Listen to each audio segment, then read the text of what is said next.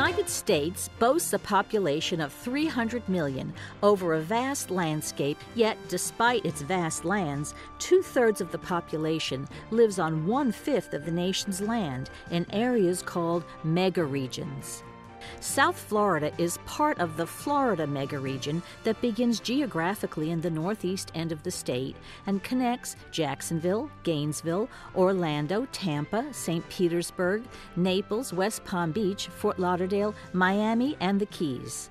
This megaregion contains 1.2% of the land in the continental United States and almost 5% of the country's population.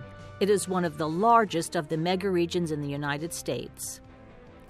An important part of this megaregion is the southeastern edge, comprised of 7 counties: Monroe, Miami-Dade, Broward, Palm Beach, Martin, St. Lucie, and Indian River. This edge has experienced the aging of its population and a growing diversity of its residents because of its proximity to the Caribbean and South and Central America, trends that are predicted for the entire United States. That is why it is increasingly referred to as the future of America.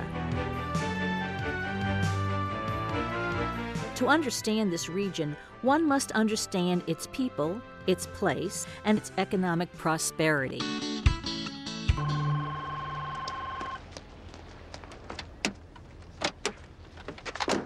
Yeah. Many people believe that the South Florida region is a vacation resort area, especially attractive to the college crowd, a high crime area, or an area nationally known for presidential election controversies. Although we do have a way of making the national spotlight, our region is more than just what makes the headlines. We've been looking at the issues in the 7 southeast counties. It's a population of 5.6 million people, which in alone makes it larger than 33 states. Most of the people in this region live in the nation's 6th largest metropolitan statistical area, or MSA, which includes Miami-Dade, Broward, and Palm Beach counties. The region is projected to have over 8.4 million residents by the year 2030. By 2030, a higher percentage of our population will be over 65 than under 18. So that raises a lot of issues that we'll have to think about. The South Florida region, although large in population, is small in landmass. 3/4 of the habitable area in the region is bounded on the west by natural preserves and on the east by the Atlantic Ocean. Only the 2 most northern counties, St. Lucie and Indian River, have no western boundary to prevent expansion, but even they are bounded on the east by the ocean. In most of the densely populated areas, there is no land left for new development. Yet, the projected 2.3 million growth in population will be concentrated in these already crowded areas. This increase in population will also put pressure on the existing natural resources, such as water supply. The 2 most populous counties in the region, Miami-Dade and Broward, have the lowest per capita water reuse in the region. A major sign of progress is the restoration of the Everglades, which is underway and should help relieve some of the pressure on natural flora and fauna, as well as add natural water filtration capability. The region is also vulnerable to natural weather disasters, most notably hurricanes. 4 of the 5 most costly hurricanes in the nation's history have occurred since 2004. 3 of the 5 caused considerable damage in the South Florida region. Business climate is important, and if you're capricious and you penalize business and you have a hostile attitude to business, well, they won't come. But all things being equal, to like-kind places that have a good business climate, businesses will automatically go to the place that has the quality workforce. From 2003 to 2005, the region experienced the highest job growth rate in the state and the nation. However, the majority of these new jobs paid less than $30,000 per year. Our region ranked 15th in job opportunities, but 49th in job quality. In a positive development, the region has recruited life sciences industries to locate here and join its other research centers. As I said, we're working hard to try to create that intersection between scientific discovery and general research and development and the high-wage jobs that come from that. The marine industry, one of the economic engines of the region, has been recently faced with losses in facilities. Increased costs of waterfront land and the inability to attract workers have forced the industry to look elsewhere for locations.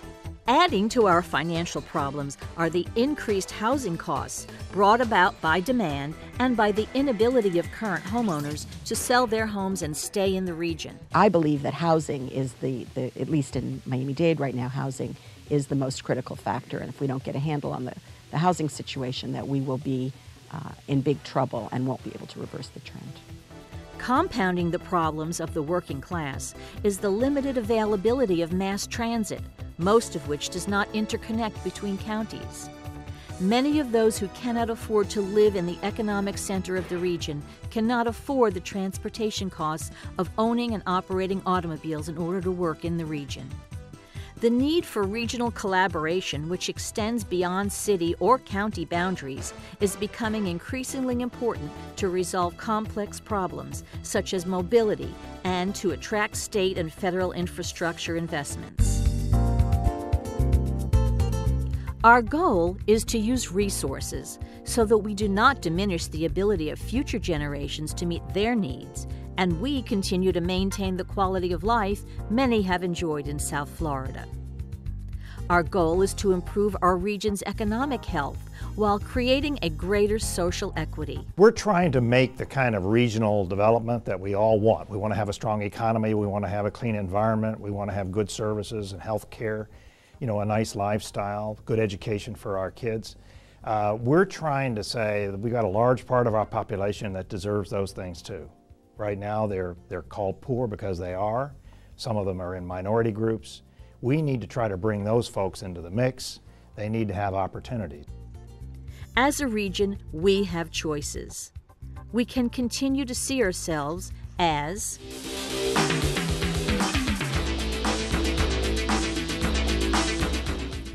and ignore our challenges and find ourselves living in a paved paradise where prosperity is achieved through unrestrained growth, destroying the environment. Or we can live in an economic divide in which the environment is protected but prosperity is sacrificed. Or live in a devastated wasteland in which the region is neither sustainable nor prosperous. We can create a region-wide vision that addresses the issues facing us and creates a sustainable and prosperous region, a promised land that really will contain the future of America.